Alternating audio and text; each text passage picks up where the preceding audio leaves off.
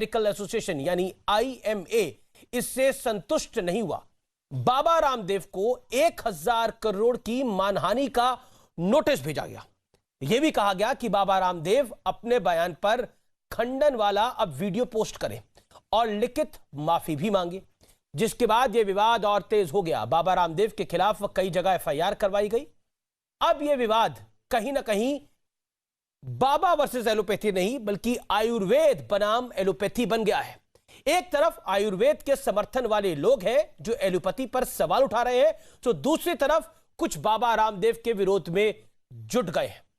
इसलिए अब बाबा रामदेव से सीधा संवाद करना बेहद आवश्यक है। आखिर यह टकराव किस तरफ जा रहा है? देश के लोगों के मन में कई सवाल हैं, यानी आपके मन में कई सवाल हैं, और मैं आप सबका प्रतिनिधि बनकर ये सारे सवाल बाबा रामदेव से आज पूछूंगा। तो अगले 1 घंटे जरूर देखिए जन अदालत में बाबा रामदेव लाइव, जिनसे हर सवाल पूछा जाएगा, जो सवाल देश की जनता यानी आप जानना चाहते हैं, जो आपके दिल में है।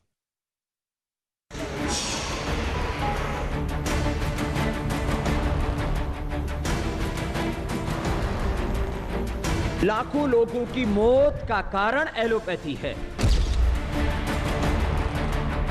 कोरोना के पहले दौर से ही योग गुरु बाबा रामदेव बेहद सक्रिय है। योग के जरिए कोरोना से लड़ाई को मजबूत बनाने के लिए बाबा रामदेव ने कई सुझाव दिए, जिनकी तारीफ भी हुई और लोगों ने अपनाया भी। लेकिन इसके साथ साथ विवाद भी चलता रहा।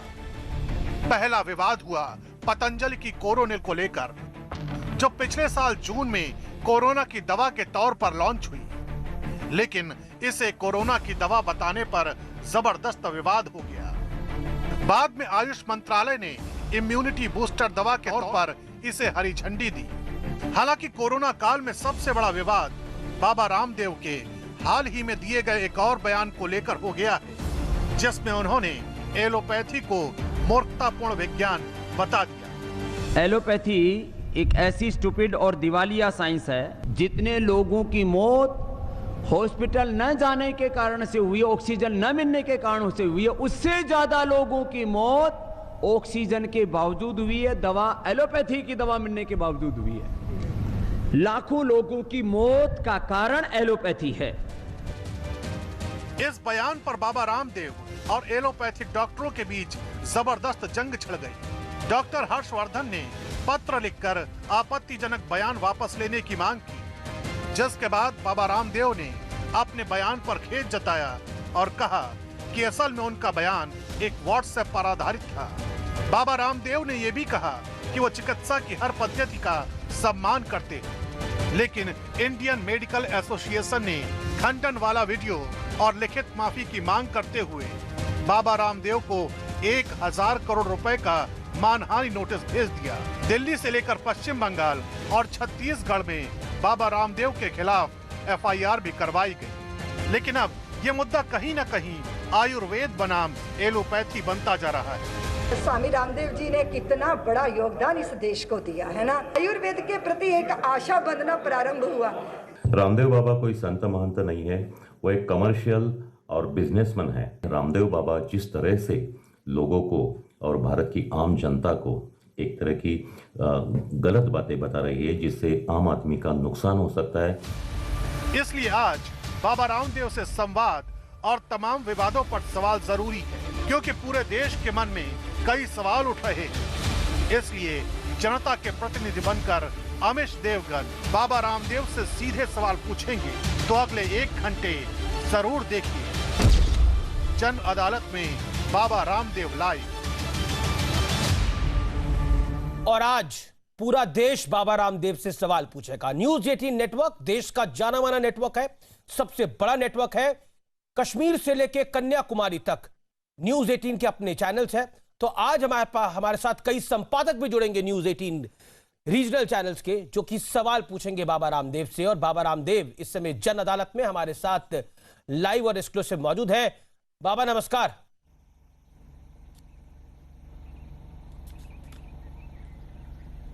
प्रणाम अमीश भाई और सारे आपके संपादकों को और पूरे देश के लगभग 18 चैनल पर आज आप सीधा संवाद कर रहे हैं। इसके लिए अभिनंदन है कि सत्य और प्रखर रूप से सब तक पहुंचे और लोग, क्योंकि आरोग्य उनका जन्मसिद्ध अधिकार है, तो जान सकें कि कौन सी पैथी से मैं क्या बेहतर लाभ पा सकता हूं। प्रणाम मेरा आपको बहुत बहुत। जी बाबा रामदेव, ऐसा क्यों है कि आप अक्सर विवादों में घिर जाते हैं या फिर आपको विवादों में घसीट लिया जाता है? सवाल यह खड़ा होता है, जनता जनार्दन का प्रतिनिधि बनकर आज मैं आपसे सवाल पूछ रहा हूं, आप जानबूझकर ऐसे बयान देते हैं या फिर हंगामा खड़ा कर दिया जाता है?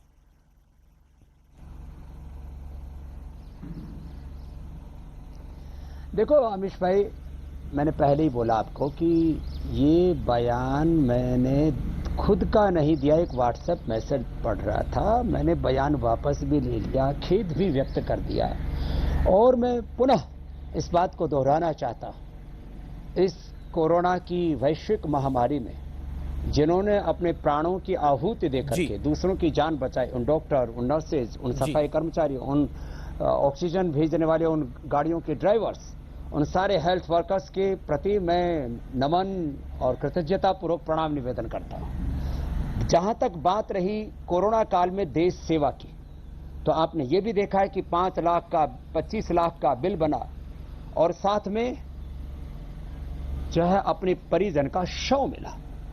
मैं किसी पर आरोप नहीं लगा रहा हूं जी, लेकिन ये बात कहना चाहता हूं, यद्यपि शल्य चिकित्सा सर्जरी के भी आविष्कारता महर्षि सुश्रुत हैं, उसके बावजूद भी आधुनिक चिकित्सा विज्ञान एलोपैथी ने सर्जरी में बहुत प्रगति की है। और मैं पूरे गौरव के साथ ही कहता हूं कि पूरी दुनिया में कहीं पर भी जो शल्य चिकित्सा का जो अद्यतन अनुसंधान हुआ है, लाइफ सेविंग ड्रग्स बनाए हैं एलोपैथ ने, मैं उसको गौरव देता हूं और मानवता के हित के लिए उसको जरूरी मानता हूं।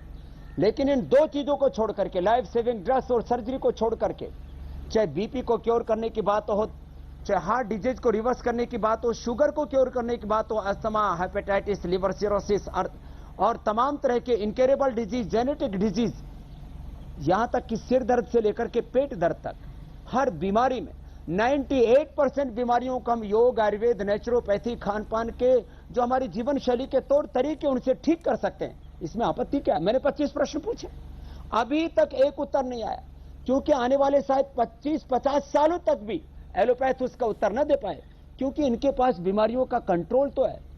योग, आयुर्वेद, नेचुरोपैथी की तरह इनके पास क्योर नहीं है, तो आपस में सहयोग करके आगे बढ़ना चाहिए। आयुर्वेद को हमेशा नीचा क्यों दिखाया जाता है? वो कह रहे हैं कि इनइक्वलिटी वो खराब माना जाता, इनजस्टिस को, जी अनटचेबिलिटी को, लेकिन ये क्यों हो रहा है आयुर्वेद के साथ? वो कह रहे हैं कि हम नीचा नहीं मान रहे आयुर्वेद को, बाबा रामदेव ने एलोपैथी को नीचे करके आंका। आपका बयान जो मैंने सुना, जो मैंने पढ़ा और जिसके ऊपर आईएमए को बहुत एतराज भी है, क्या आपको लगता है कि आपने एलोपैथी को नीचे करके आंका? आपने कहा कि बाबा रामदेव ने कहा कि सर्जरी कोई साइंस नहीं है बल्कि एक स्किल है।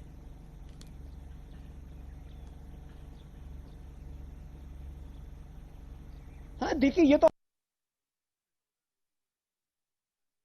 है, और जब तो उसमें ऑटोमेटिक नॉलेज साइंस का तो इनपुट होता ही ना। तो क्या सर्जरी एलोपैथी का चिकित्सक ही कर सकता है? आयुर्वेद का चिकित्सक क्या मूर्ख होता है? वो सर्जरी नहीं कर सकता। तो नॉलेज के बिना तो कुछ भी नहीं होता है। नॉलेज और साइंस का इंपुट सब जगह होगा, लेकिन सर्जरी आयुर्वेद का भी चिकित्सक कर सकता है। भारत सरकार ने कानून भी बना दिया, हम पतंजलि में भी सर्जरी करते हैं। लेकिन स्टूपिड साइंस है एलोपैथी के लिए, फिशर के लिए, फिस्टुला के लिए जो आप दुनिया के बड़े बड़े देश के बड़े बड़े हॉस्पिटलों से लौट के आते हैं, उनको हम ठीक करते हैं। जी बाबा जी, क्योंकि आप कह रहे हैं कि आयुर्वेद भी एक साइंस है, लेकिन अगर हम बात करें एलोपैथ की तो आप कहते हैं इसको स्टूपिड साइंस है। ऐसा क्यों कहा आपने? ये सवाल जरूर आएगा, डॉक्टर्स के मन में भी ये सवाल होगा। मैंने वापस कहता हूं आमिश भाई, मैंने वो एक मैसेज पढ़ा था, ये मेरा बयान नहीं था, फिर भी मैंने उसके ऊपर खेद व्यक्त कर दिया, बयान वापस ले लिया, माफी भी मांग ली। क्या माफी मांगने को क्या कहते हैं? क्या फिर फांसी पर लटका देंगे? अरे वो हर बात में हमें नीचा दिखाते हैं। उन्होंने कहा कि हमने सारा देश स्वस्थ कर दिया। मैंने कहा भाई, यदि कोरोना में आपने 10% रोगी ठीक किए तो 90% रोगी योगासन करके, प्राणायाम करके, कोरोनिल खा के, गिलोय तुलसी का काढ़ा पी करके ठीक हुए। और मैं एक प्रति प्रश्न करता हूं आमिश भाई, देखो आप प्रश्न करेंगे, मैं भी कुछ प्रश्न करूंगा। जी जी। ये जो एलोपैथी में कोरोना मैनेजमेंट के नाम पर बुखार उतारने के लिए दवाई दी जा रही है, जबकि रिसर्च हुआ है कि जब भी कोई बैक्टीरिया, कोई वायरस, कोई अंदर फंगस, कोई इन्फ्लेमेशन, बैक्टीरिया उस वायरस को, उस इस इन्फेक्शन को कम करने के लिए शरीर अपने आप अपना तापमान बढ़ाता है। जो कोरोना मैनेजमेंट के नाम पर हम लोगों का बुखार उतारने के नाम पर पैरासीटामोल, क्रोसिन आदि दे रहे हैं, लोगों के को जो है हम एंटीबायोटिक्स दे रहे हैं, स्टीराइड दे रहे हैं, ओवरडोजेज उनकी दे रहे हैं, फिर जो है और तमाम तरह के रेमडेसिविर जो इबोला की दवाई है वो दे रहे हैं। क्या कोई क्लिनिकल कंट्रोल ट्रायल हुआ था कि ये कोरोना में दी जा सकती हैं? यदि नहीं हुआ तो क्यों दी जा रही है? और जिसके ऊपर क्लिनिकल कंट्रोल ट्रायल हुआ, डबल ब्लाइंड, पूरा का पूरा जो एक research and evidence based medicine के ऊपर, तब इसके ऊपर आपत्ति क्यों कहते हैं? इसको नकली दवा क्यों बोलते हैं? मैंने आप गूगल करके देख लीजिए। नहीं पर बाबा तो ये बयान पर खेद भी व्यक्त कर बाबा दिया, ये बात तो वापस भी सही ले है लिया। कि कोरोना को मात नहीं दे सकती। इसको ये कहते हैं ये सूडो साइंस। बाबा कोरोनिल को लेकर जो विवाद खड़ा हुआ, कोरोनिल ना कोरोना को खत्म नहीं कर सकती, लेकिन वो इम्यूनिटी बूस्टर दवा है जो आयुष मंत्रालय ने उसको अप्रूव करा।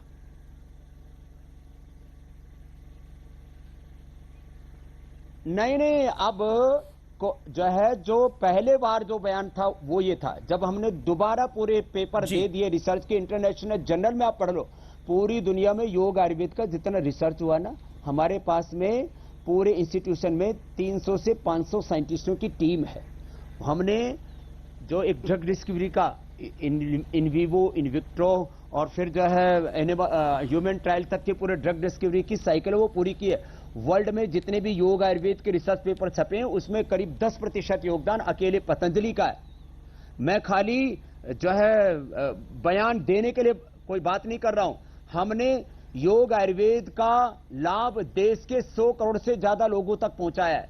कुछ ऐसे जी, अब किसी के बारे में कोई ओछी बात नहीं कहना चाहता हूं, जिनका कोई कंट्रीब्यूशन नहीं है इस देश के लिए, वो लोग कुछ भी ओछी बात कह करके चले जाएं। स्वामी रामदेव का योग में, आयुर्वेद में लोगों के जीवन बदलने में क्या कंट्रीब्यूशन है, कोई मुझे इसका प्रमाण देने की आवश्यकता है क्या मेरे भाई आमिर जी? नहीं, आपने जो योग के लिए किया है वो देश और दुनिया सब जानती है, इसमें कोई दो राय नहीं है और वो आपसे कोई नहीं छीन सकता ताउम्र और आपके जाने के बाद भी। बाबा रामदेव, लेकिन महत्वपूर्ण सवाल यह है, इस समय देश की जनता यह जानना चाहती है आपसे, इस समय फार्मा कंपनियों के चक्रव्यूह में, इस समय डॉक्टर्स के चक्रव्यूह में बाबा रामदेव फंस गए हैं। क्या आपको लगता है कि, क्योंकि एक चक्रव्यूह हमें याद है महाभारत में हुआ था, महाभारत में रचा गया था अभिमन्यु के खिलाफ और अभिमन्यु उससे बाहर नहीं आ पाए थे, क्या बाबा रामदेव को एक चक्रव्यूह में फंसा दिया जा रहा है?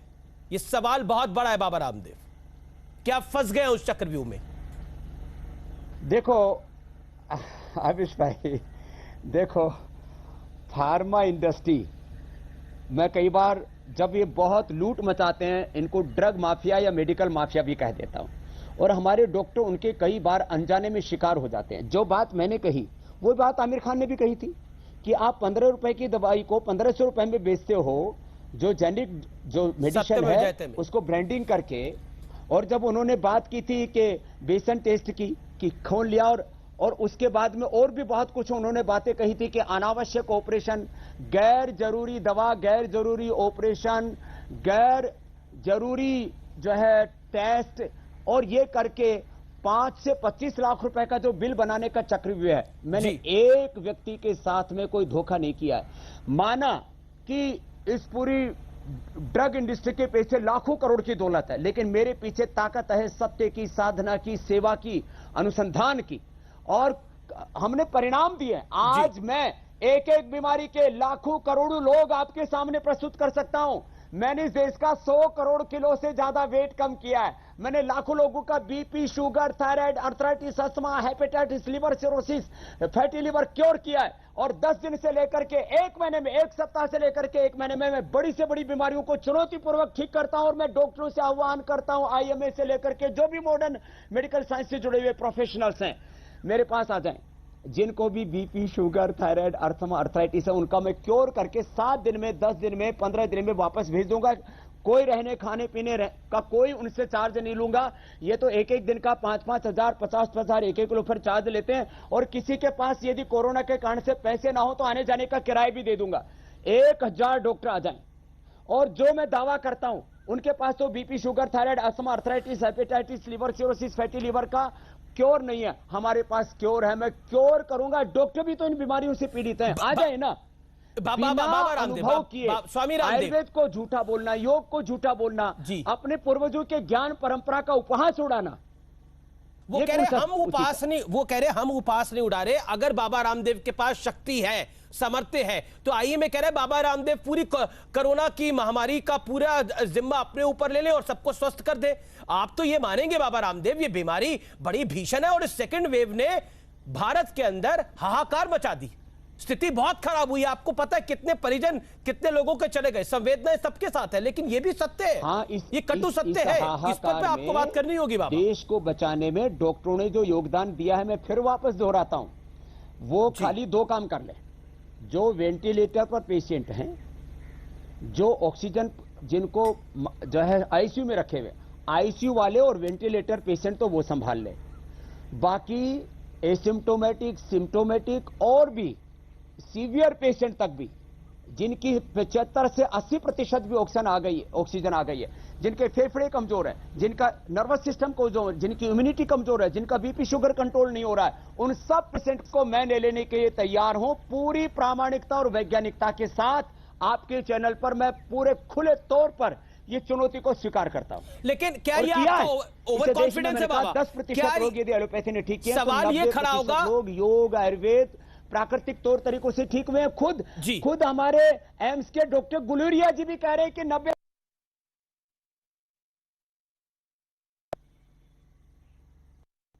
बाबा लेकिन वो ये भी कह रहे हैं कि आपकी संस्था के साथ जो लोग जुड़े हुए हैं उनका भी दुखद देहांत हुआ है, तो बाबा रामदेव प्रैक्टिकल चीजों को समझे, ये भी वो कह रहे हैं बाबा। और क्या ये आपको ओवर कॉन्फिडेंस नहीं है, ये सवाल खड़ा होगा। तो देखो, मैंने माना और मतलब मैं तर्क, तथ्य, युक्ति, प्रमाण, साइंटिफिक एविडेंस के साथ रोगी ठीक करूं, सब रिसर्च करके, और योग research based, innovation, evidence based योग आयुर्वेद की बात करूं, तो ये अप्रामाणिक कैसे? जहां तक किसी एक व्यक्ति की मौत की बात करते हैं, माना कि किसी भी की भी मौत बहुत दुखद होती है। अब डबल वैक्सीनेशन के बाद क्या डॉक्टर्स की मौत नहीं हुई? एक व्यक्ति की मौत को क्यों मुद्दा बनाते हो? मैं तो मुद्दा नहीं बना रहा, मैं तो ये कह रहा हूं डबल वैक्सीनेशन के साथ योग आयुर्वेद की डबल डोज ले लो, ऐसा सुरक्षा कवच तैयार कर लो कि आप कोरोना से ना हारें, कोरोना को हरा पाएं। तो वैक्सीनेशन की डबल डोज के साथ योग आयुर्वेद की डबल डोज में दिक्कत क्या अमिश भाई? और आपने भी तो इस जंग को जीता है, क्या आपने योग नहीं किया? और क्या हमारे मीडिया के वो भाई हारे नहीं? वो हमारे वो प्रखर राष्ट्रवादी पत्रकार क्या आज हमारे बीच में नहीं है? उसका कारण कहीं कुछ दिक्कत तो नहीं हुई है? आपसे ही पूछता हूं, आपने क्या किया था अमिश भाई? नहीं, मैं तो मानता हूं कि जब मुझे कोविड हुआ था तो मैंने योगा को करा था और ब्रीदिंग एक्सरसाइजेस करी थी। मेरे तो गले में भी दिक्कत हुई थी, आपको पता है बाबा, 1 साल पहले। उसके बाद भी मैंने ब्रीदिंग एक्सरसाइजेस करी थी, मैंने दवाई भी ली थी, मैंने एलोपैथी दवाई भी ली थी जिसका मैं सम्मान करता हूं, लेकिन मैंने योगा भी करी थी, इसमें कोई दो राय नहीं है। सांच को आंच नहीं है, जो सत्य है वो मैं हर मंच पे खड़ा होकर बोल सकता हूं। लेकिन मैं ये भी कहता हूं कि डॉक्टर्स का भी बड़ा योगदान है इस लड़ाई के अंदर, जिन्होंने अपनी जान को गंवा दिया है। लेकिन मैं मान रहा हूं, मैं उसको सम्मान देता हूं जी, और मैं ये कहता हूं कि ये मिलकर के लड़ाई लड़ो। हमारे तो ऋग्वेद का संदेश है संगच्छध्वम संवदध्वम। लेकिन और ये आईएमए पूरे मेडिकल साइंस का रिप्रेजेंटेशन नहीं करता है, ये तो अंग्रेजों के समय का बनाया हुआ एक एनजीओ है, ये कोई बहुत बड़ी लीगल ऑर्गेनाइजेशन नहीं है। ये तो साबुन, टूथपेस्ट, आप आईएमए का जाकर के पूरा इतिहास खंगा लो। ये क्या, ये पेंट को, बल्ब को, ये साबुन को, टूथपेस्ट को ये प्रमाणित करने वाली संस्था कहां से आ गई भैया? और इनके पास कौन सी रिसर्च लेबोरेटरी है? इनके पास क्या साइंटिफिक सेटअप है? किसी भी चीज का साइंटिफिक, ये जो एक्रेडिटेशन की बात करते हैं, वैलिडेशन की बात करते हैं, ये होते कौन है साइंटिफिक एक्रेडिटेशन और वैलिडेशन वाले? इन लोगों को अपनी मर्यादा में रहना चाहिए और सबको मिलजुल करके काम करना चाहिए। मैं तो इसी विचार का हूं। अरे अपने पूर्वजों की ज्ञान परंपरा का और वैज्ञानिक अनुसंधान बाबा वीडियो पे हमारे माफी जो नहीं आईएमए मांगेंगे, के अध्यक्ष हैं 1000 ये तो करोड़ रुपए की ओझापंथी मानहानि हो करते हैं जाएगी। एलोपैथी के नाम पर। वो कह रहे जब तक आप वीडियो पे माफी नहीं मांगेंगे 1000 करोड़ की मानहानि रहेगी जारी। बाबा रामदेव वो वीडियो अच्छा, माफी की बात करते वो हैं। जो मैं उस फिर वापस किसी का भी अनादर नहीं करना चाहता हूं। जी। जो मेरे से माफी की मांग कर रहे हैं, जो माफी की मांग कर रहे हैं मेरे से, उन जिसकी इज्जत होगी उसकी कोई बेइज्जती करेगा ना। स्वामी रामदेव की इज्जत, स्वामी रामदेव की प्रतिष्ठा, स्वामी रामदेव का योगदान क्या है ये मुझे कहने की आवश्यकता नहीं है। मैंने इनकी क्या हानि कर दी भैया? मान हानि का मुकदमा तो मुझे करना चाहिए। और जहां तक आप बात कर रहे हो कंप्लेंट की, एफआईआर तो खैर हुई नहीं है कहीं, तो कंप्लेंट तो इनके खिलाफ भी सैकड़ों हो चुकी है। आपको पता होना चाहिए कि किस तरह से इनके सो कॉल्ड जो डॉक्टर हैं उनको बात करने तक की भी सभ्यता नहीं है, इसलिए मुझे उनको सो के अंदर भी बोलना पड़ा। एक संवाद आपका देखा, आपका एक संवाद देखा उन डॉक्टर साहब के साथ जाएगा मजाक में। मैंने देखा आपका एक संवाद, और वो जिस तरह की भाषा का इस्तेमाल कर रहे थे उस पर आप क्या कहना चाहते हैं? मिस्टर लेले को आप क्या कहना चाहते हैं? बड़े सम्मानित डॉक्टर हैं वो आईएमए के, लेकिन उन्होंने जिस भाषा का इस्तेमाल किया आपके साथ एक कार्यक्रम में, क्या कहना चाहते हैं आप?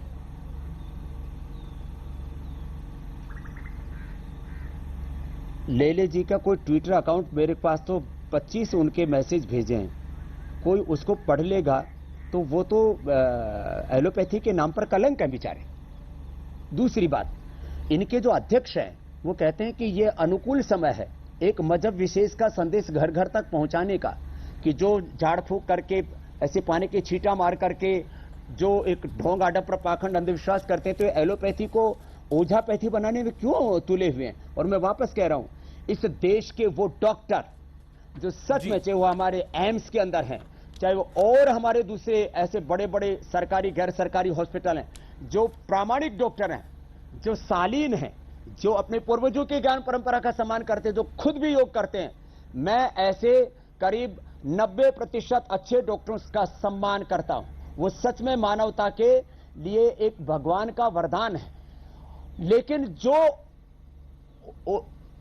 एलोपैथी के नाम पर लूट खसोट करते हैं, एलोपैथी को भी बदनाम करते हैं, कि ऐसे डॉक्टरों का तो मतलब मुझे तो लगता है आईएमए वालों को खुद ही इनिशिएटिव लेकर के, जो इनके अध्यक्ष हैं और जिनके सो कॉल्ड जो इनके महामंत्री आदि हैं, इनको तो बर्खास्त करके किसी योग्य व्यक्ति को अपने इस एनजीओ का अध्यक्ष बनाना चाहिए और उनको महामंत्री बनाना चाहिए। नहीं तो ये आईएमए का मुझे लगता है इसकी गरिमा ही खत्म कर डालेंगे। मैं आचार्य बालकृष्ण का एक ट्वीट को पढ़ता हूं। उन्होंने बोला, पूरे देश में क्रिश्चियनिटी में कन्वर्ट करने के षड्यंत्र के तहत बाबा रामदेव जी को टारगेट करके योग और आयुर्वेद को बदनाम किया जा रहा है। देशवासियों, अब तो गहरी नींद से जागो, नहीं तो आने वाली पीढ़ियां तुम्हें माफ नहीं करेंगी। क्या कहना चाहते हैं? क्योंकि इसको कहीं ना कहीं एक धर्म विशेष से जोड़ने की कोशिश हो रही है, जैसा आचार्य बालकृष्ण का आरोप है। देखो, ये जो इनके आईएमए के अध्यक्ष हैं ना, उनके वीडियो इतने वायरल हो रखे हैं कि इसके ऊपर तो कोर्ट ने अभी इनको सम्मन तक भेज दिया है। मेरे भाई अमित जी, ये मैं नहीं कह रहा हूं, कोर्ट ने सम्मन भेज दिया कि आप एक डॉक्टर होकर के, एक किसी ऑर्गेनाइजेशन के प्रेसिडेंट होकर के किसी कन्वर्जन के लिए आप लोगों को कैसे प्रोत्साहित कर सकते हैं। स्वामी रामदेव ने किसी का मजहब नहीं बदला। हाँ, मैंने जीवन बदला लोगों का, मैंने लोगों को स्वास्थ्य दिया, उनको सुख दिया, समृद्धि दी, शांति दी, रोजगार दिया, मैंने उनके जीवन में एक डिवाइन ट्रांसफॉर्मेशन दिया, मैंने करोड़ों लोगों की दवाइयां छुड़ाई, उनको 99% लोगों को मैं कहता हूं मैं ऑपरेशन से, दवाओं से मुक्त करता हूं, साथ में बीड़ी सिगरेट शराब नशा से भी मुक्त करता हूं। ये राष्ट्र निर्माण का काम है, जीवन निर्माण का काम है, ऐसे काम करने चाहिए। इस तरह की चीजों से हमें बचना चाहिए जो आईएमए के अध्यक्ष करते हैं। ये बहुत शर्मनाक है और उसके लिए कोर्ट ने उनको सम्मन तक भेजा है। अब आगे फैसला बहुत जल्दी होगा। बाबा रामदेव, क्या आपको लगता है ये पूरी लड़ाई जो है अब ये आयुर्वेद बनाम एलोपैथी की हो गई है, जिसमें दोनों विज्ञान है अपने अपने तरीके के, दोनों का सम्मान है, लेकिन इस लड़ाई को शुरू आपने करा है। आरोप आप पे ये है, अगर मैं आरोप की बात करूं तो आरोप ये है कि बाबा रामदेव ने इस जंग को शुरू करा और आईएमए कह रहा है अब खत्म हम करेंगे इसको।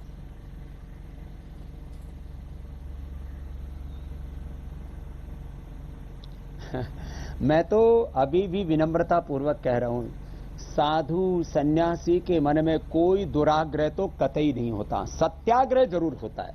तो मैं इतना ही कहूंगा, जो एलोपैथी का सेक्टर है, उनका जो क्षेत्र है कि जो सर्जरी है और जो लाइफ सेविंग ड्रग वाले जो काम हैं वो उनको करने चाहिए। बाकी माइग्रेन पेन से लेकर के आंखों का चश्मा उतारने से लेकर के दृष्टि परिवर्तन से लेकर के बीपी, समा, लोगों की मौत किससे हो रही है? कोविड से मौत नहीं हो रही। आप कहेंगे, मैं बात को प्रधानता देना चाहता हूं दूसरी को, मौत हो रही है कमजोर फेफड़े वालों की। क्या कमजोर फेफड़े का? हमारे पास तो दूध में हल्दी, शिलाजी, च्यवनप्राश, स्वासारी, पंचकोल बहुत कुछ है। क्या एलोपैथी में लंग को स्ट्रेंथन करने के लिए हमारे पास तो सर्वकल्प है, भूमि आंवला है, पुनर्नवा है, एलोवेरा है, वीटाग्रास है, लिवोग्रिट है, लिवामृत है। क्या लीवर को, कमजोर जो लीवर है उसको रिकवर करने के लिए, आंतों की कमजोरी के लिए, पेनक्रियाज के बीटा सेल्स डीजनरेट उनको रीजनरेट करने के लिए, टाइप 2 टाइप 1 डायबिटीज के लिए, क्या एलोपैथी में नर्वस सिस्टम जब वीक हो जाए या इम्यूनिटी वीक हो जाए उसको रिकवर करने के लिए एक भी कोई ड्रग है? उत्तर मिलेगा नहीं, क्योंकि जो ड्रग इंडस्ट्री, जो फार्मा इंडस्ट्री, उन्होंने ये काम ही नहीं किया। उनको तो मर्ज और मरीज दोनों जिंदा चाहिए, तभी तो उनका धंधा चलेगा। इसलिए देखो, दोनों के क्षेत्र अलग अलग है। वो करते हैं कंट्रोल, हम करते हैं क्योर, और डंके की चोट पर करते हैं। आर पार की लड़ाई करके देखनी हो तो आकर के देख लो। और जो मैंने लाखों करोड़ों लोगों को ठीक किया है तो प्रमाण देख लो। एलोपैथी ने 10 करोड़ से ज्यादा लोगों को प्रत्यक्ष और 100 करोड़ से ज्यादा लोगों को परोक्ष रूप से। बाबा रामदेव, आप आयुर्वेद महान है, लेकिन एलोपैथी ने भी कई लोगों का ट्रीटमेंट करा है। अब किसी को कैंसर हो जाए, किसी को ट्यूमर हो जाए, किसी को ब्रेन हैमरेज हो जाए तो तत्काल रूप से ऑपरेशन करना पड़ता है रोकथाम के लिए। उसका इलाज आयुर्वेद में कैसे हो पाएगा तत्काल प्रभाव से? आदमी को हार्ट अटैक हो जाए तो मैं तो बोल ही रहा हूं, स्टंट डाल ले तो कैसे होगा? तो उसमें उसके लिए तो एलोपैथी जरूरी है। में लाखों करोड़ों लोगों की पूरी दुनिया में एलोपैथी ने जान बचाई है। इसलिए ये 2 क्षेत्र मैंने विशुद्ध रूप से छोड़ रखे, कोई दुराग्रह नहीं, कोई हट नहीं, कोई दुर्भावना नहीं जी। तो ऐसे उनको भी तो दुर्भावना नहीं रखनी चाहिए। आयुर्वेद का, योग का, नेचुरोपैथी का, जो हमारे सनातन संस्कृति के आधारभूत तत्व, उनका उनको भी तो सम्मान करना चाहिए ना। अब ये पूरी एक बहुत बड़ी इसके पीछे एक ताकत खड़ी है। मैंने कहा ना, एक पूरी फार्मा इंडस्ट्री है, ड्रग माफिया पूरी दुनिया के अंदर भाई 200 लाख करोड़ का इनका कारोबार है। का षड्यंत्र हो सकता है। पसंद है कि नीम गिरो तुलसी से लोग स्वस्थ हो जाए, फूंक मार करके भस्त्रिका, कपालभाति, अनुलोम विलोम करके लोग ठीक हो जाए। बाबा, आईएमए का षड्यंत्र हो सकता है, आईएमए की दुर्भावना हो सकती है। आपके मन में वो नहीं था लेकिन आपने बोल दिया। लेकिन डॉक्टर हर्षवर्धन ने जो आपको चिट्ठी लिखी, उस चिट्ठी में भी उन्होंने काफी चीजों को क्लैरिटी के साथ लिखा, जिसमें उन्होंने क्लियरली बोला कि कुल मिलाकर आधुनिक चिकित्सा पद्धति एलोपैथी के डॉक्टर वो रह चुके हैं और स्वास्थ्य मंत्रालय के प्रमुख हैं। उन्होंने कहा कि जो डॉक्टर हर्षवर्धन ने बोला, उन्होंने भी आपको आपके बयान पर खेद जताने के लिए कहा। आप इसको कैसे लेते हैं? Doctor Harshvardhan, health minister of India. तो मैंने खेद जता दिया। देखो, डॉक्टर हर्षवर्धन जी के ऊपर भी अनावश्यक दबाव भी डालते रहते बीच बीच में। ये तो माने इन्हीं आईएमए के डॉक्टर्स ने कोरोना को कुंभ से जोड़ करके कहा कि Kumbh is the biggest spreader of corona. इन्होंने तो, इन आईएमए के डॉक्टरों ने मोदी जी की तुलना हिटलर से करके, इन्हीं डॉक्टरों ने भारत का किस तरह से अलग अलग क्षेत्रों में, मतलब इंडियन वेरिएंट को जो है वो मोदी वेरिएंट कह करके, मतलब इंडिया में जो कोरोना फैला उसको इंडियन वेरिएंट और मोदी वेरिएंट कह करके इन्हीं डॉक्टर्स में, आईएमए के डॉक्टर्स वालों ने, क्योंकि इसमें बहुत से लोग पॉलिटिकल हैं। और मैं एक बात कहता हूं, माना कि मैंने भी एक वक्त सत्ता और व्यवस्था परिवर्तन के लिए जन जागरण किया था, आप साक्षी रहे उस बात के। लेकिन मैं एक बात कहता हूं, मैं आज राजनीतिक रूप से न पक्ष में न विपक्ष में निष्पक्ष हूं। आईएमए के आप पूरा लिस्ट उठा करके देखो, इसके अंदर आपको 90% लोग पॉलिटिकल मिलेंगे, जो इनके पदाधिकारी आदि होते हैं। तो ये एक राजनीतिक संस्था है, हर्षवर्धन इनके दबाव में आ गए, लेना चाहिए और सबको मिलजुल करके काम करना चाहिए। आप कह रहे डॉक्टर हर्षवर्धन इन सबके दबाव में आ गए, इसलिए उन्होंने चिट्ठी लिख दी? नहीं, मैं कहता हूं उनको भी अलग अलग मुद्दों पर दबाव में लेने की कोशिश करते हैं। नहीं, पर ये माना जाता है, ये सरकार तो आपके पक्ष वाली सरकार है, ऐसा माना जाता है, और तभी आपको दूसरी तरफ से टारगेट भी किया जाता है। तो ये अगर ये भी गलत कह रहे हैं तो कुछ तो गलती हुई होगी स्वामी रामदेव, कुछ तो चूक हो गई होगी। क्योंकि मैं हर्षवर्धन साहब को पढ़ता हूं तो उन्होंने बोला कोरोना योद्धाओं का निरादर कर दिया है। मान ली।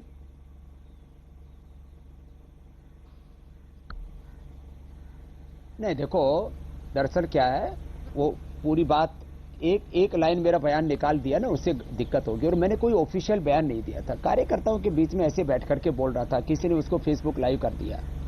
तो ऐसे कोई मेरा ऑफिशियल बयान था नहीं, मेरी मंशा थी नहीं। आज मैं पुनः कह रहा हूं, अभी भी मेरे मन में कोई निरादर नहीं है, और मैं वापस कह रहा हूं, देखो दुनिया में सबसे बड़ा मुद्दा है स्वास्थ्य का।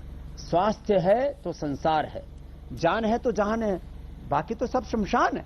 इसलिए जान को बचाने के लिए हमको योग को, आयुर्वेद को, नेचुरोपैथी को, जो हमारे सात्विक आध्यात्मिक अहिंसक जीवन पद्धति, उसको अडॉप्ट करना चाहिए। जहां जरूरत है हम एलोपैथी से भी मदद लेनी चाहिए। घृणा तो हम अपने शत्रु से भी नहीं करते, एलोपैथी से घृणा करने का तो कोई प्रश्न ही नहीं है।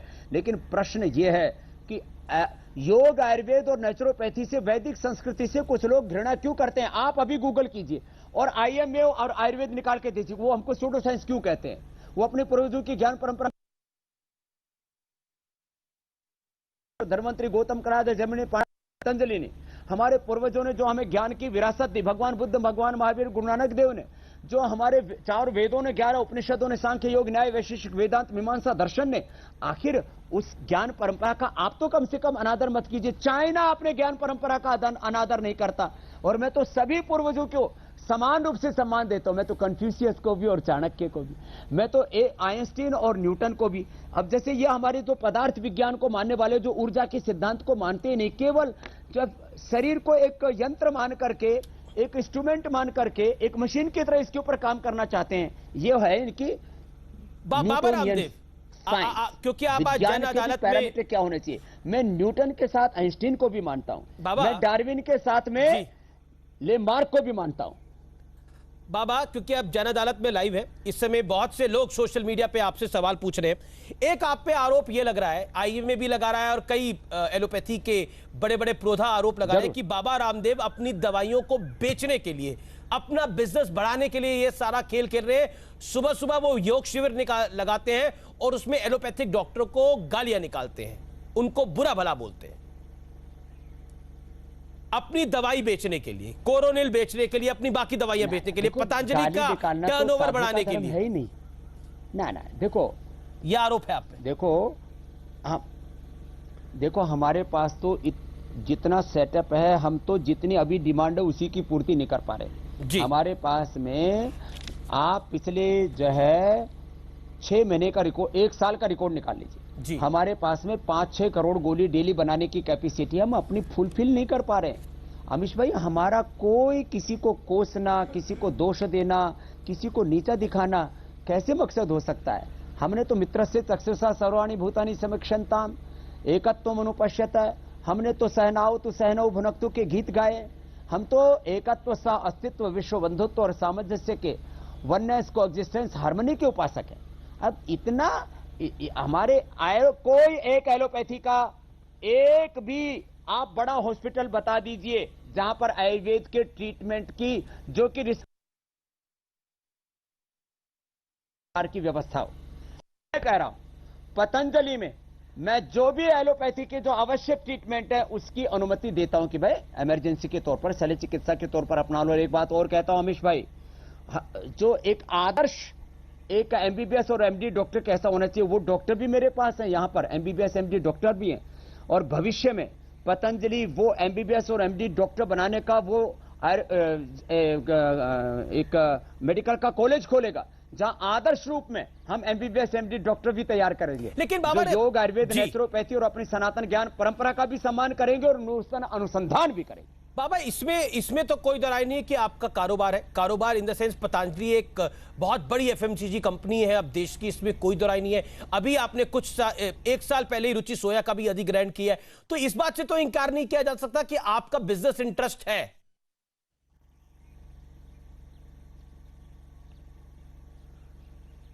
देखो मैं पुरुषार्थ जो करता हूं उससे अर्थ आता है जी, लेकिन वो सारा अर्थ परमार्थ के लिए है ना मेरे भाई।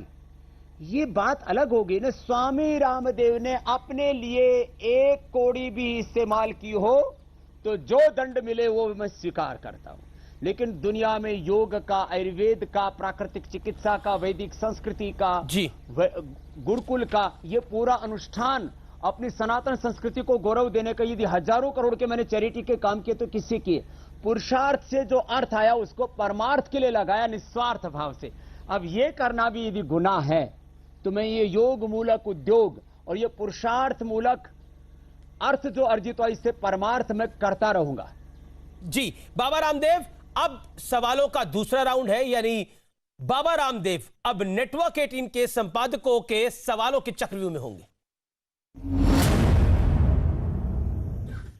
और मेरे साथ इस चर्चा में विवेक नारायण जुड़ रहे हैं, जो कि मैनेजिंग एडिटर हैं साउथ न्यूज 18 के। आपका स्वागत है। राजीव पाठक हैं एडिटर न्यूज 18 गुजराती के।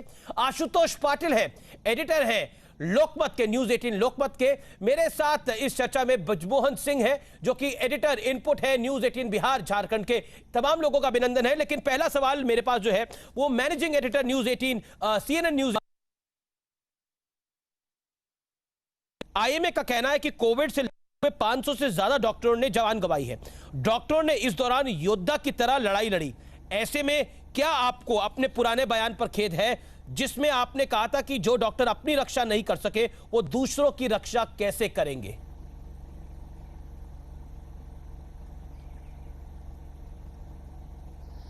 मैंने कहा कि खेद है, मैंने बयान वापस भी ले लिया और मैंने कहा कि मैं जिन डॉक्टरों ने अपने प्राणों की आहुति देकर के दूसरों की जान बचाई, मैं उनका अभिनंदन करता हूं। और अभी भी जो डॉक्टरों से लेकर के जो भी मेडिकल स्टाफ है, नर्सेज हैं, ड्राइवर्स हैं, सफाई कर्मचारी, मैं सबका सम्मान करता हूं।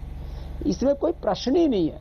और मैं ये कहता हूं कि उन्होंने यदि जान बचाई तो योग आयुर्वेद से भी करोड़ों लोगों की जान बची। मैंने दोनों के अंदर एक दूसरे को नीचा दिखाने वाली जो बात है ना, कि आयुर्वेद को तो नैपथ्य पर ही रखना चाहते हैं, योग नेचुरोपैथी को नैपथ्य पर रखना चाहते हैं, मैं उसका विरोध किया। मुझे एलोपैथी से कतई ना कोई एलर्जी है, वैसे भी मुझे कोई एलर्जी की बीमारी नहीं है, और किसी भी तरह से किसी डॉक्टर के लिए और एक पैथी के लिए मेरे मन में किसी भी तरह का कोई अनादर या अपमान का भाव नहीं है। जी अब मैं रुक करता हूं। मेरे साथ विवेक नारायण जुड़ रहे हैं, मैनेजिंग एडिटर साउथ न्यूज 18 के। विवेक, over to you. Baba Ramdev से आप क्या सवाल पूछा चाहते हैं? तमिलनाडु, केरल, कर्नाटक की जनता के लिए क्या सवाल है आपके मन में? रामदेव जी, पूरे भारत की तरह दक्षिण भारत भी ये पूरे प्रकरण से, ये जो कंट्रोवर्सी हुई है उससे अछूता नहीं है। यहाँ भी लोग उस पर रिएक्ट कर रहे हैं। आप जानते हैं कि दक्षिण भारत में जो स्वास्थ्य सूचकांक या हेल्थ इंडाइसेस है वो उत्तर भारत के हिसाब से अगर हम देखा जाए तो बहुत बेहतर है। इसके कई सारे कारण हो सकते हैं, पर उसमें से एक बड़ा कारण है जो दक्षिण भारत ने एलोपैथी को पूरी तरह से थामा है, उसका साथ दिया है। उसका एक और कारण है कि यहाँ पे जो ईसाई मिशनरीज थे, हालांकि उनके नंबर्स बहुत कम थे, केरल में तकरीबन 18% ईसाई हैं, तमिलनाडु में 6% हैं, पर भारत के अन्य संस्थानों से ज्यादा है। पर यहाँ पे जिस तरह से इन मिशनरीज ने जो अस्पतालों की स्थापना की थी, जिस तरह से नर्सिंग इंस्टीट्यूशंस और नर्सेस को तैयार किए थे, अब जानते हैं केरल के नर्सेस अभी पूरे भारत में ही नहीं पूरे दुनिया में फैली हुई है। जिस तरह से इनके काम करने का तरीका रहा है, जिस डेडिकेशन से इन्होंने काम किया है, उसका फायदा ये हुआ, चाहे चेचक हो या चाहे पोलियो हो, ये बाकी भारत के स्टेट्स के मुकाबले दक्षिण भारत में बहुत जल्दी बाहर हुआ। उसमें एलोपैथी का बहुत बड़ा एक हाथ भी है, और उसमें दूसरा हाथ है मिशनरी और ईसाइयों का। क्यों ऐसा लगता है यहाँ के लोगों को कि एक तरह से, एक तो आपका जो संस्थान है वहां से जो आवाजें आ रही हैं जो ये कह रही हैं कि अगर ईसाई is equal to allopathy, Hindu is equal to Ayurveda. अगर आप हिंदू हैं तो आप आयुर्वेद को देखिए, अगर आप ईसाई हैं ये तो बाहर का है, वेस्ट का है, हमारा नहीं है। ऐसा क्यों एक सिग्नल आ रहा है आपकी तरफ से। बाबा रामदेव जवाब। देखो विवेक भाई, हम कभी भी अविवेकपूर्ण बात नहीं करते और कभी भी ईसाई, इस्लाम, जैन, सिख, बौद्ध, हिंदू, किसी भी ब्राह्मण, क्षत्रिय, वैश्य, शूद्र, दलित, आदिवासी, वनवासी, किसी भी संदर्भ में मैं कभी कोई भेदभाव, पक्षपात, पूर्व, पश्चिम, उत्तर, दक्षिण में नहीं करता। जहां तक प्रश्न था तो हमारे IMA के प्रेसिडेंट का, उनको ऐसा काम नहीं करना चाहिए। और मैं मानता हूं जिस तरह से हमारे हिंदू साधुओं ने भी इस देश में शिक्षा में, स्वास्थ्य में, तमाम तरह के कार्यों में करोड़ों करोड़ों लोगों का भला किया है, ऐसे यदि हमारे ईसाई मिशनरी भी यदि अच्छा काम करते हैं तो उनकी प्रशंसा होनी चाहिए और वो काबिले तारीफ है, उसकी निंदा का कोई प्रश्न ही नहीं होता है। और हम किसी पैथी को किसी देश से जोड़ करके नहीं देखते, कहीं से भी ज्ञान आए हम तो कहते हैं आनो भद्रः कृतो यंतु विश्वता, सब दिशाओं से जहां से भी ज्ञान आए हम उसका स्वागत करते हैं। जहां तक आपने चेचक, पोलियो आदि के बारे में कहा, मैं आपसे एक बात कहना चाहता हूं, माना हमने चेचक, पोलियो को भगा दिया, लेकिन हर 10 में से कम 2 व्यक्ति, 1 से 2 व्यक्ति फैटी लिवर से पीड़ित नहीं है क्या? हर 10 में से 1 व्यक्ति क्या डायबिटीज टाइप 1 और टाइप 2 से पीड़ित नहीं है क्या? हर 10 में से 1 व्यक्ति को हाइपरटेंशन नहीं है क्या? हर 25-50 लोगों में से 1 व्यक्ति को थायराइड की प्रॉब्लम नहीं है क्या? हर तीसरे व्यक्ति को क्या अर्थराइटिस की प्रॉब्लम नहीं है क्या? ऐसे कितने प्रॉब्लम्स हैं और इनका समाधान यदि योग, आयुर्वेद, नेचुरोपैथी में और भारतीय जीवन शैली में है तो उसका सम्मान करना ये एलोपैथी का अनादर नहीं है। मैं कहता हूं दोनों में एक सामंजस्य होना चाहिए और सभी प्रकार की जितने भी रिलीजन है उनमें भी हार्मनी होनी चाहिए। पूरे भारत में नहीं, पूरे विश्व में हार्मनी होनी चाहिए। मैं तो उसका पक्षधर हूं विवेक भाई। धन्यवाद जी। विवेक, कोई और सवाल आपका? नहीं, यही था कि देखिए, जैसे मैंने पूछा कि Christianity is equal to allopathy और अगर आप हिंदू हो तो आप आयुर्वेद का प्रयोग करें। जी। ये जो एक तरह से उसको जो बॉक्सिंग कहा जाता है, ऐसा हमने कभी नहीं ब्रैकेट में डाल दिया। ऐसा हमने कभी नहीं कहा और ना हम ऐसा मानते भी हैं। इस मीटिंग में आप नहीं कह रहे हैं, चाहे इस टेलीकास्ट में आप नहीं कह रहे हो, अगर आप ट्विटर हैंडल्स को फॉलो करें जो आपके लिए आपके सपोर्टर्स हैं, उन्होंने ये क्लियर डिवाइड किया है, जो कहते हैं ये है ना, ये तोड़ की राजनीति जो है उस तरह से ब्रैकेट कर दिया, एक डिवीजन क्रिएट कर रहे हैं आप। किसके सपोर्टर्स क्या करते हैं विवेक भाई? देखो, मेरे खिलाफ पूरा एक मजहबी माफिया, देखो आप फिर दूर तक बात चली जाएगी, एक मजहबी माफिया, एक ड्रग माफिया, एक पूरा का पूरा जो है एंटी इंडिया जो माफिया है, बहुत अलग तरह की चीजें है। माने जिनके दिलों दिमागों में जहर रखा, वो मेरे लिए कितना जहर उगलते हैं। सुबह से शाम तक कम से कम 1 करोड़ से ज्यादा लोग हैं जो स्वामी रामदेव को गाली देते हैं, योग को, आयुर्वेद को, नेचुरोपैथी को, राम कृष्ण को और गौतम कड़ाद, जमनीनी पाणी, पतंजलि को, अपने पूर्वजों को गाली देने का काम करते हैं ट्रेडिशनली, प्रोफेशनली, और वो उनकी फंडिंग होती है विदेशों से। ये बात बहुत दूर तक चली जाएगी। किसके समर्थक क्या कहते हैं? मैं अपने समर्थकों को कभी भी किसी भी प्रकार के पॉलिटिकल टेररिज्म, इंटेलेक्चुअल टेररिज्म, मैं किसी भी प्रकार के हेल्थ टेररिज्म के लिए, किसी भी प्रकार के सोशल टेररिज्म के लिए मैं किसी को नहीं उकसाता और नहीं उकसाऊंगा। मैं तो एकता के ही गीत गाता रहा हूं और वही गाऊंगा विवेक भाई। ठीक है, अब मैं रुक करता हूं राजीव पाठक का, जो कि न्यूज 18 गुजराती के एडिटर हैं। राजीव, क्या सवाल है आपका गुजरात से? आईएमए और गुजरात का तो पुराना नाता है। बहुत ज्यादा गर्म हो चुका है पूरे देश में विवाद बहुत गरमाया हुआ है, लेकिन हमारे गुजरात की संस्कृति है। बाबा, सबसे पहला सवाल, केम छो? मजामा छो?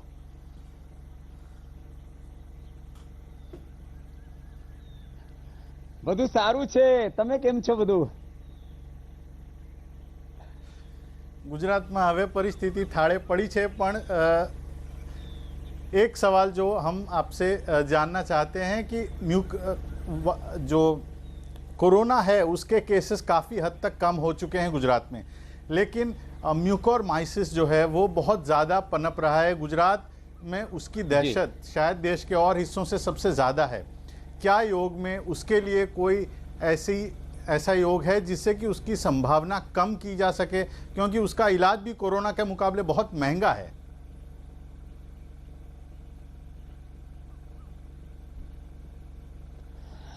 આમાં વાત બે ત્રણ વાક્યો ગુજરાતીમાં બોલું છું. જે માણસની ઇમ્યુનિટી વીક થાય છે, બિલકુલ અમને ગમશે, એને મ્યુકોરમાઇકોસિસ થાય છે. એને બ્લેક ફંગસ કહો કે વ્હાઇટ ફંગસ કહો કે યલો ફંગસ કહો. અને જે પ્રાણાયામ કરશે, જે ગળો તુલસીનો ઉકાળો પીશે, એની ઇમ્યુનિટી વધશે. આ હું એક સિમ્પલ એક્ઝામ્પલ આપું છું. જે લાકડી હોય ને ગળેલી હોય, એને ऊपर फंगस लागे तो कमजोर लकड़ी को फंगस लगती है. कोई भी बैक्टीरिया, कोई भी वायरस, किसी भी तरह की कोई चीज उसके ऊपर पनपती है. जो मजबूत लकड़ी होती है उसमें कोई बैक्टीरिया, कोई वायरस, कोई फंगस, कोई दीमक नहीं लगती है.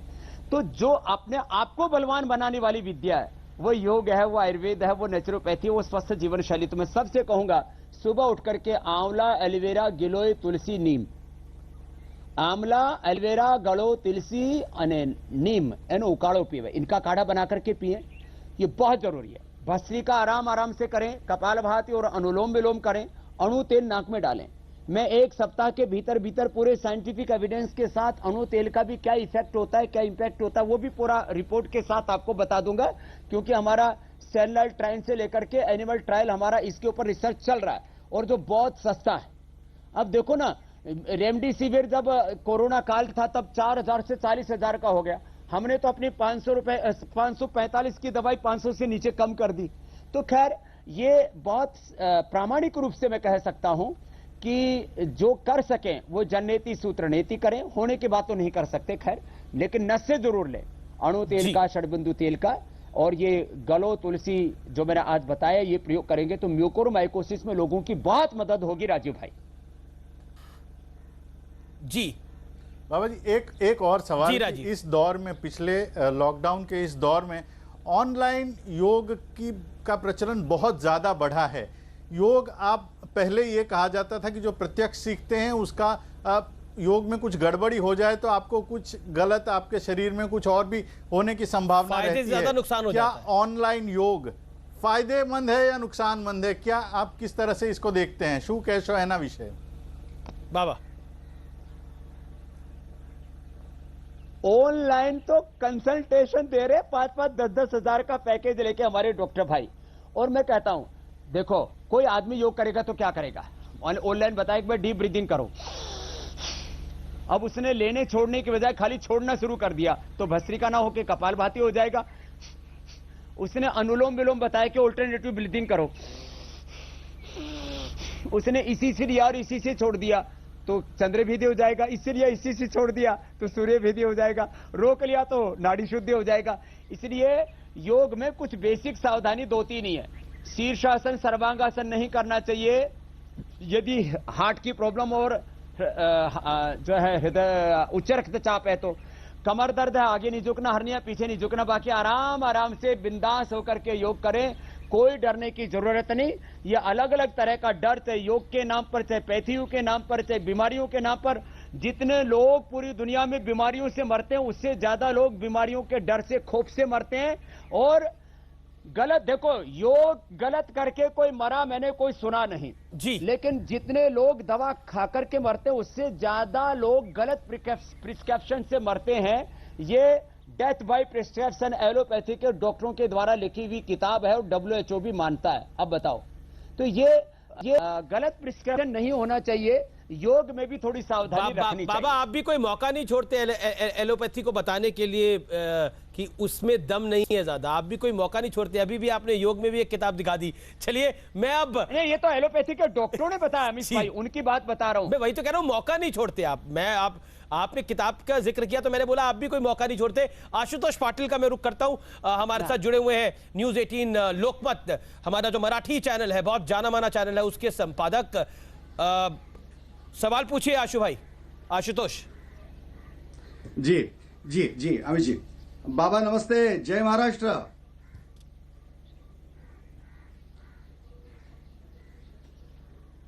सगळ्या बंधू भगिनींना माझ्या हृदयापासून खूप खूप प्रणाम. जी जी. बाबा, तुम्ही नेहमी, मी मराठीमध्ये प्रश्न विचारतो, तुम्ही भारतीय संस्कृतीचं उदाहरण देता. आप भारतीय संस्कृति का उदाहरण देते हैं. भारतीय संस्कृति में दूसरों के ज्ञान का आदर करना, दुसऱ्याच्या ज्ञानाचा आदर करणं हे आपण नेहमी पाहतो. तुम्ही बोलता बोलता ॲलोपॅथीला टोमणे मारता, टीका करता. तुम्ही आता एक नुकतंच विधान पण केलं होतं की कोणाच्या बापात हिंमत आहे का की मला हात लावण्याची. तुम्ही महाराष्ट्रामध्ये येऊन अशी धमकी देऊ शकाल?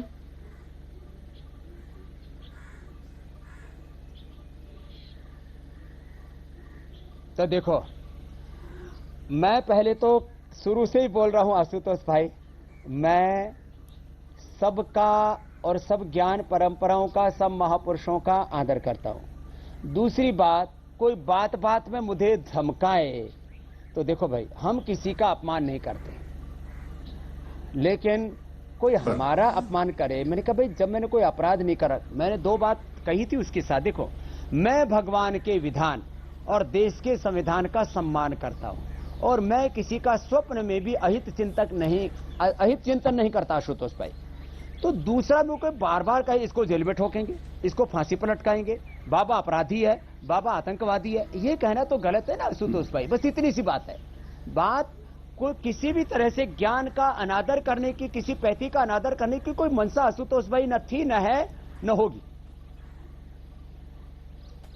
बर, बाबा आणखीन एक प्रश्न आहे की महाराष्ट्र में थर्ड वेव आशुतोष, अगर हिंदी में बोलेंगे तो हमारे सारे व्यूअर्स सुन पाएंगे, समझ पाएंगे.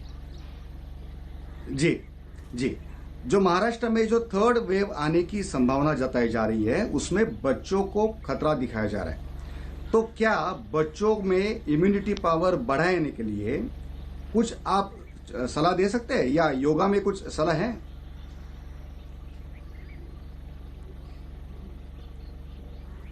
बहुत जबरदस्त है मेरे भाई. भस्त्रिका, कपालभाति, अनुलोम विलोम के साथ साथ बच्चों को सूर्य नमस्कार 10 बार रोज करना चाहिए, और उनको शीर्षासन, सर्वांगासन, हलासन, चक्रासन, पश्चिमोत्तानासन. मैं एक दिन आर पार में आमिष भाई के साथ पूरा योग का सत्र ले लूंगा, क्योंकि अभी तो हम जो है विवादों में से बाहर निकलने के लिए संवाद कर रहे हैं, लेकिन योग से निश्चित रूप से बच्चों की इम्यूनिटी बढ़ेगी. और मैंने 6 महीने के बच्चों से लेकर के और 5-10 साल के बच्चों को खाली योगाभ्यास करा करके और सिला तुलसी. फिर कोई कहेगा 100 बाबा जी बेचने के लिए तो नहीं बता रहे यार, अपने घर में सिला जी, तुलसी, गिलोय पी लो ना. मैं कोई बेचने बाचने की बात नहीं कर रहा हूं. ये करवा करके मैंने 3 से 5 दिन के अंदर जो बहुत ही काफी जिनके ऊपर बच्चों के ऊपर अटैक हुआ उनको प्रोटेक्ट किया है, और बच्चों में इम्यूनिटी आंसू भाई बहुत अच्छी होती है.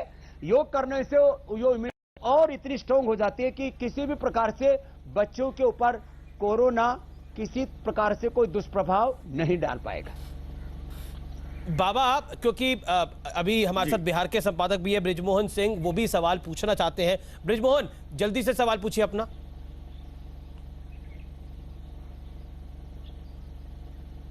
बाबा रामदेव, बिहार की राजधानी पटना से राम राम, आप ठीक हैं?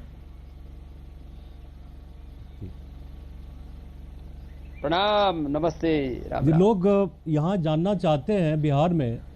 जी नमस्ते. नमस्ते. आप यहाँ के लोग जानना चाहते हैं, खास करके यहाँ के जो डॉक्टर्स हैं वो जानना चाहते हैं. जब मैं PMCH में जाता हूँ, एम्स में जाता हूँ, बड़े अस्पतालों में जाता हूँ, तो उनको एक चीज़ को लेकर दुख बहुत है बाबा रामदेव, कि आपने जो डॉक्टर्स को लेकर बयान दिया, उनके योगदान को लेकर. आपको बता दूं कि बिहार में लगभग 70-80 डॉक्टर हैं जिनकी जानें चली गई हैं, जो गांव में विपरीत परिस्थितियों में काम कर रहे हैं.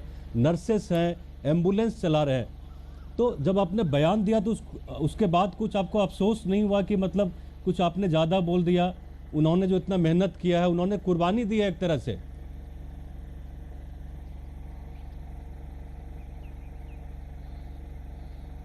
मैंने तो अपने बयान की शुरुआत ही ब्रिजमोहन भाई यहां से की कि मैं जिन डॉक्टरों ने अपने प्राणों की आहुति दे करके दूसरों की जान बचाई, मैं उनको सलाम करता हूं, उनको वंदन करता हूं. ये दरअसल गलतफहमी हुई, उसको तो मैंने पहले ही से ही उसको निराकरण कर चुका हूं, और अभी भी मैं वापस कह रहा हूं, मैं कतई किसी डॉक्टर का अपमान करना तो बहुत दूर की बात रही. मैं तो किसी चींटी से लेकर के इस पूरे अस्तित्व को भगवान का स्वरूप मानता हूं. किसी का अनादर करने का प्रश्न ही नहीं है. और अभी भी मैं वापस कह रहा हूं कि ये संघर्ष किसी व्यक्ति का अनादर करने का नहीं है, या एलोपैथी का भी अनादर करने का नहीं है. हम सब मिलकर के मानवता का भला करें, इसी भावना से मैं आज भी संवाद कर रहा हूं. और वापस मैंने उस समय भी अपना बयान वापस लिया, खेद व्यक्त किया. अभी भी मैं यदि वापस कह रहा हूं, मैंने कोई बयान पढ़ दिया एक व्हाट्सएप पर, उससे भी किसी की भावना आहत हुई तो मैंने तो कहा मैं उसके लिए खेद व्यक्त करता हूं, क्षमा मांगता हूं। तो फिर भी मेरे ऊपर ये आरोप न जाने क्यों बार बार लगाया जा रहा है, तो इससे हमें आगे बढ़ना चाहिए। बृजमोहन भाई जी, आप तमाम लोगों का बहुत बहुत शुक्रिया हमारे साथ जुड़ने के लिए। बृजमोहन, विवेक, राजीव पाठक, आशुतोष पाटिल, आपका बहुत बहुत शुक्रिया हमारे साथ जुड़ने के लिए। बाबा रामदेव, क्योंकि ये जन अदालत है, पब्लिक के सवाल नहीं लूंगा तो गलत होगा। पब्लिक के लोग काफ़ी सारे सवाल पूछ रहे हैं। एक व्यक्ति सवाल पूछ रहा है, प्रोफेसर है, वो कह रहे हैं कि बाबा आप देश सेवा में बहुत काम करते हैं, तो कोरोना के इस काल में कोरोनिल फ्री क्यों नहीं बांट देते? हरियाणा सरकार से भी आधे पैसे ले रहे हैं, ऐसा क्यों कर रहे हैं आप? ये आपसे सवाल पूछा है। देखो, हमने करीब 40 से 50 करोड़ रुपए की इस देश में पतंजलि की तरफ से सेवा की है। जो प्रोफेसर साहब हैं वो भी अपनी तनख्वाह थोड़ी सी दान में दे दे, तो आधा मैं दे देता हूं, आधा वो दे दे। अरे मैंने तो देश के लोगों के बूते पर ये योग आयुर्वेद का इतना बड़ा सेवा का संस्थान खड़ा किया। मैं गवर्नमेंट से कोई पैसे नहीं लेता हूं, मैं वो एनजीओ नहीं हूं जो विदेशों से पैसे लेता हूं। मैं तो देश के लोगों से कोड़ी कोड़ी करके ये सारा इतना बड़ा योग का आयुर्वेद का विस्तार किया। इसलिए जो है जितना मुझे करना चाहिए उससे ज्यादा मैं करता हूं। हमेशा हर साल करीब 250 से 500 करोड़ रुपए की मैं चैरिटी करता हूं और आगे भी करूंगा। किसी के दबाव में प्रभाव में आकर के नहीं, मैं अपना धर्म मानता हूं इसको, क्योंकि मेरा एक एक श्वास और मेरे खून का एक एक कण मेरी मातृभूमि के लिए ही है। और जरा ये यूनिलीवर वाले और तमाम तरह के, मैं किसी कंपनी का ज्यादा नाम नहीं लूंगा, इन एमएनसी से पूछो जो साबुन, टूथपेस्ट, क्रीम, पाउडर बेच करके ये देश में क्या चैरिटी करते हैं, उनसे भी पूछ लो जरा। बाबा अगला सवाल है। एक रॉकी है, वो लिख रहे हैं कि मैं बाबा रामदेव से पूरी तरह से एग्री करता हूं। और गरीबों को तो हम दे रहे हैं मुफ्त में। करोड़ों लोगों की जिंदगी को बदल रहे हैं। वो उन्होंने आयुर्वेद को इनोवेट किया है, ये कह रहे हैं। एक और सवाल है विजय का, वो ये लिख रहे हैं कि बाबा रामदेव, आपका एक बयान था जो मैंने देखा, उन्होंने जो आपने बोला कि किसी के बाप में दम नहीं है कि मुझे गिरफ्तार कर ले, क्या ये बाबा रामदेव का अहंकार है क्योंकि वो सत्ता के करीब है? ये सवाल पूछ रहे हैं।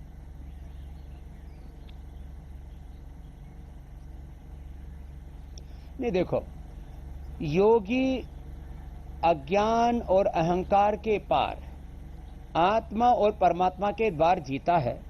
और मैं अपने आप को बार बार कहता हूं, मैं एक व्यक्ति नहीं, मैं भारत माता का, ऋषि परंपरा का, योग आयुर्वेद का, सनातन का प्रतिनिधि हूं।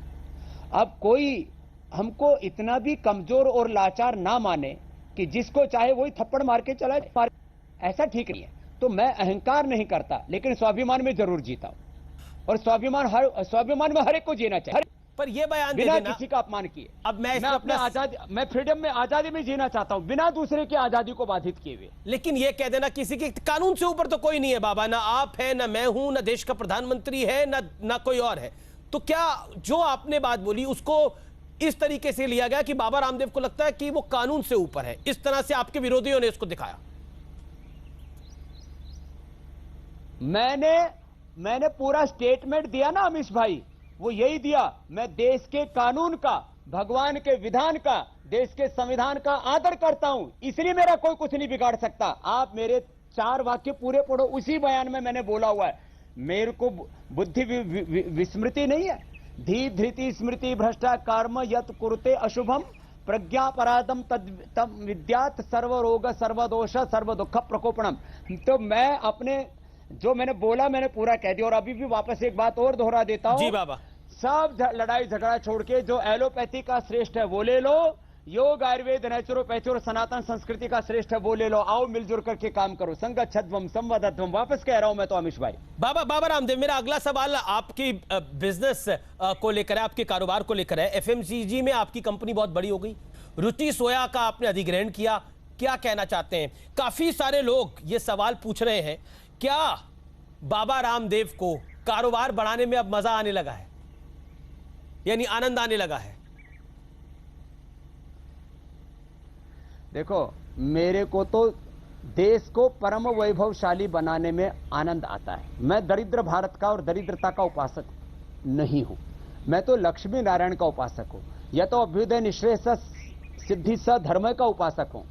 मैं चाहता हूं भारत अमेरिका से, ब्रिटेन से, यूरोप से, सब चाइना से, जापान से सबसे शक्तिशाली राष्ट्र बने।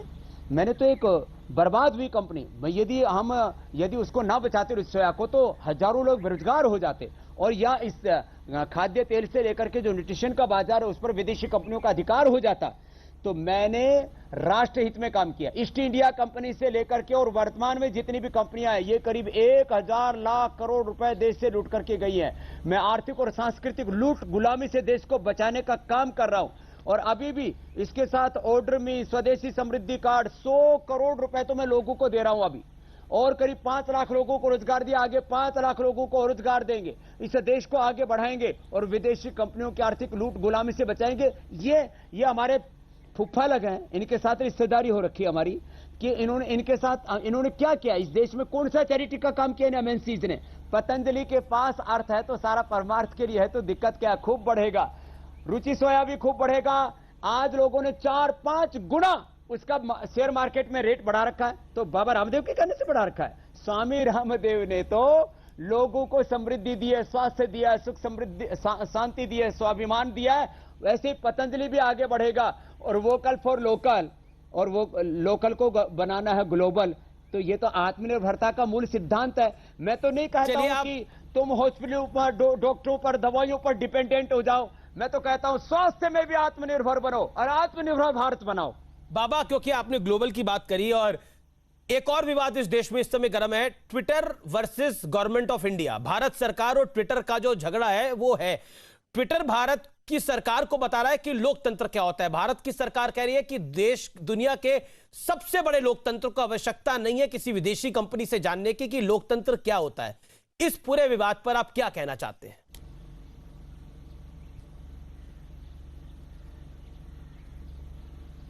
दरअसल ये एक सिलिकॉन वैली वाले वो भी अपने आप को ना सर्वशक्तिमान समझने लगे। जैसे हमारे कुछ एलोपैथी वाले अपने आप को सर्वशक्तिमान समझने लग गए थे ना, ये सर्वशक्तिमान समझने का भ्रम किसी को नहीं पालना चाहिए।